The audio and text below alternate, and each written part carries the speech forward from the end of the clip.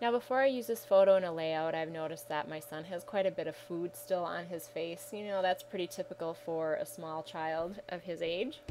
I believe he was 2 when this photo was taken. So, but I'm going to get rid of a little bit of it because it's just a little distracting. So I am going to use the clone tool, which looks like this little rubber stamp. I'm going to click on that, and it's going to show what my brush size is.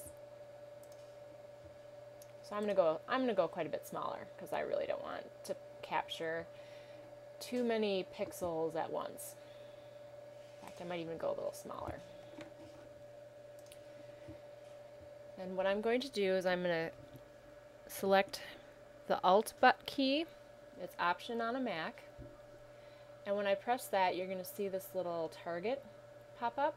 And whatever you click on that, those are the pixels that it's going to pick up. So when I click over on the area that I want to cover, it's going to grab the pixels over to the left and move them right over the area that I'm using my brush tool on. Now this can be a little tricky, especially with a lot of skin tone. You want to pick something that's very close to the area that you want to correct, because otherwise it could look a little funny. And if you're having difficulty, adjusting the opacity is always an option to do. Then you just have to go over it a couple times. But I'm only going to get a couple of these little spots on his face cleaned up a little bit.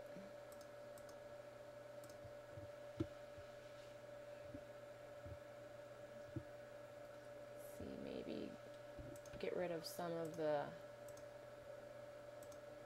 highlights on his face here from little boy drool.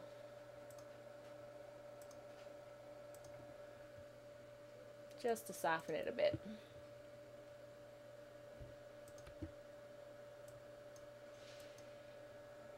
Now, using the clone tool, I'd recommend just being very delicate with it. Do little bits at a time. Don't try to cover a whole area with one mouse click. Otherwise, you're going to get some really strange results.